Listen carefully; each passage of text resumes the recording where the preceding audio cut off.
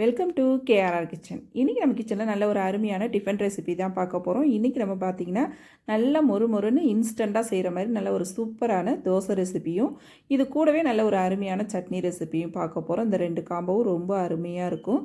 ரொம்ப ஈஸியாக செஞ்சிடலாம். வாங்க எப்படி செய்கிறதுன்னு நம்ம வீடியோக்குள்ளே போய் பார்ப்போம். அதுக்கு முன்னாடி நம்ம சேனலை இப்போ தான் ஃபஸ்ட் டைம் பார்க்குறீங்கன்னா சப்ஸ்கிரைப் பண்ணி வச்சுக்கோங்க. கூடவே பெல் சிம்பல் ப்ரெஸ் பண்ணி ஆளுங்கிற ஆப்ஷனையும் ப்ரெஸ் பண்ணி வச்சுக்கோங்க. அப்போ தான் நான் போடுற வீடியோஸ் எல்லாம் உங்களுக்கு தொடர்ந்து நோட்டிஃபிகேஷனில் ஒன்றுக்கு ஒன்றே கிடச்சிக்கிட்டு இருக்கும். இப்போ வாங்க இந்த இன்ஸ்டண்ட்டாக செய்யக்கூடிய தோசையும் சட்னியும் எப்படி செய்கிறதுன்னு பார்த்துடலாம்.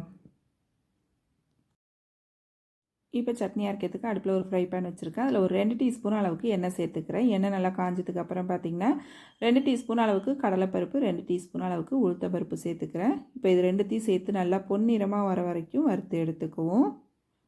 அடுப்பை கொஞ்சம் மிதமான தீயில வச்சு வறுத்திங்க அப்படின்னாக்கா நல்லா ஒத்தாப்பில் வறுப்பட்டு வரும். இப்போ இந்த 2 பருப்பும் பார்த்திங்கன்னா நல்லா பொன்னிறமாக மாறினதுக்கு அப்புறம் இந்த சட்னிக்கு தேவையான அளவு வரமிளகாய் சேர்த்துக்குவோம். காரத்துக்கு தகுந்த அளவு சேர்த்துக்குங்க. நான் ஒரு 7 வரமிளகாய் சேர்த்துருக்கேன். நீங்கள் உங்கள் காரத்துக்கு தகுந்த அளவு சேர்த்துக்குங்க. மிளகாய் நல்லா இந்த அளவு வறுபட்டதுக்கு அப்புறம் ஒரு 2 பெரிய வெங்காயம் கட் பண்ணி வச்சுருக்கேன், அதை சேர்த்துக்கிறேன். ஒரே ஒரு தக்காளி பழம் கட் பண்ணி வச்சுருக்கேன், அதையும் சேர்த்து நல்லா வதக்கி விட்டுக்குவோம். வெங்காயம் தக்காளி பழம் நல்லா வதங்கி வரட்டும். வெங்காயம் தக்காளி பழம் பார்த்திங்கன்னா ஒரு கண்ணாடி பக்குவத்துக்கு வதங்கி வந்துச்சுன்னா போதும். நல்லா இந்த அளவு வதங்கி வந்ததுக்கு அப்புறம் பார்த்திங்கன்னா இதில் ஒரு 2 டேபிள் ஸ்பூன் அளவுக்கு பொட்டுக்கடலை சேர்த்துக்கிறேன். அதையும் சேர்த்து நல்லா ஒரு 2 செகண்ட் கலந்து விட்டோம்னா போதும். பொட்டுக்கடலை வறுக்கணும்னு அவசியம் இல்லை. நல்லா கலந்து விட்டதுக்கப்புறம் இது கூடவே ஒரு 2 டேபிள் ஸ்பூன் அளவுக்கு தேங்காய் சேர்த்து நல்லா அந்த சூட்டில் கலந்து விட்டோம்னா போதும். வதக்கலாம் வேண்டியில. இப்போ அடுப்பை ஆஃப் பண்ணிவிட்டு இது எல்லாத்தையும் நல்லா ஆற வச்சு எடுத்துக்குவோம். அதுக்கப்புறம் சட்னி எப்படி அரைக்கிறதுன்னு பார்ப்போம். இப்போ எல்லா பொருளும் ஆறுனதுக்கப்புறம் மிக்ஸி ஜாருக்கு மாற்றிருக்கேன். இதில் கொஞ்சமாக உப்பு சேர்த்துட்டு ஒரு சின்ன துண்டு புளியும் சேர்த்துக்கிறேன். கொஞ்சமாக தண்ணி விட்டு சட்னியை நல்லா நைஸாக அரைச்சி எடுத்துகிட்டு வந்துக்குவோம். இப்போ சட்னி அரைச்சி எடுத்துகிட்டு வந்துட்டேன். அதை ஒரு பாத்திரத்துக்கு மாற்றிக்கிறேன். மாற்றிட்டு இது கூடவே பார்த்திங்கன்னா கொஞ்சமாக தண்ணியும் கழுவி சேர்த்துக்கிறேன். இப்போ நல்லா கலந்து விட்டுரும். தேவையான அளவு தண்ணி சேர்த்து நல்லா கலந்து விட்டுக்குவோம். கடைசியாக பார்த்திங்கன்னா இதுக்கு ஒரு சின்னதாக தாளிப்பு கொடுத்துக்குவோம். தாளிப்பு பார்த்திங்கன்னா கடுகு, உளுந்து, கருவேப்பிலை, கொஞ்சம் பெருங்காயத்தூள் சேர்த்து ரெடி பண்ணியிருக்கேன். அந்த தாளிப்பை இதில் சேர்த்து நம்ம கலந்து விட்டுக்குவோம். தாளிப்பை சேர்த்து கலந்து இறக்கணும்னா அவ்வளோதான். நம்மளோட சட்னி ரொம்ப சூப்பராக அருமையாக ரெடி ஆகிடுங்க. எல்லா வகையான இட்லி தோசைக்கும் ரொம்ப அருமையாக இருக்கும். டிஃபன் ரெசிபி எல்லாத்துக்குமே கண்டிப்பாக ட்ரை பண்ணி பாருங்கள். இப்போ அடுத்து தோசை மாவு ரெடி பண்ணிக்குவோம். அதுக்கு பார்த்திங்கன்னா ஒரு மிக்ஸி ஜார் எடுத்திருக்கேன். அதில் 1 கப் அளவுக்கு அரிசி மாவு சேர்த்துருக்கேன். கூடவே ஒரு 1/4 கப் அளவுக்கு கடலை மாவும் சேர்த்துருக்கேன்.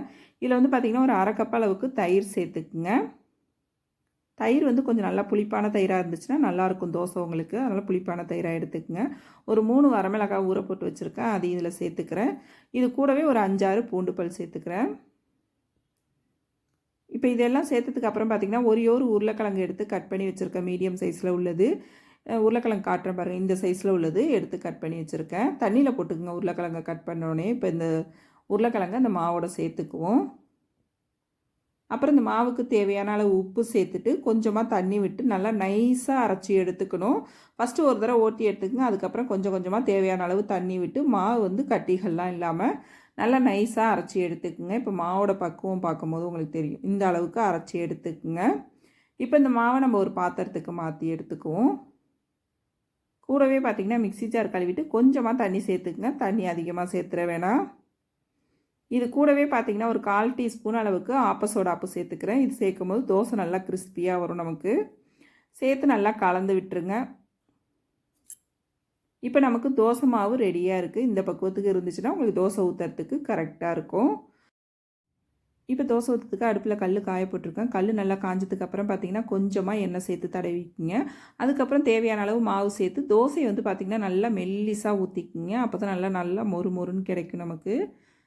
இப்போ தோசை பார்த்திங்கன்னா கொஞ்சம் நல்லா வெந்ததுக்கு அப்புறம் 1 டீஸ்பூன் அளவுக்கு எண்ணெய் ஊற்றி ஒரு 2 செகண்ட் கழித்து அடுப்பை வந்து ஃபுல்லாக சிம்மில் வச்சு வேக வச்சிங்கன்னா உங்களுக்கு இந்த அளவுக்கு நல்லா மொறுன்னு கிடைக்கும். இந்த தோசை திருப்பிலாம் போட வேணாம், நம்ம இப்படியே வேக வச்சு எடுத்துக்கலாம். நல்லா மொறுன்னு இருக்கும். அடுப்பை கொஞ்சம் ஒரு 2 நிமிஷத்துக்கு பார்த்திங்கன்னா மிதமான தீயில் வச்சு வேக வைக்கும் போது நல்லா இது போல் மொறுப்பாக இருக்கும் தோசை.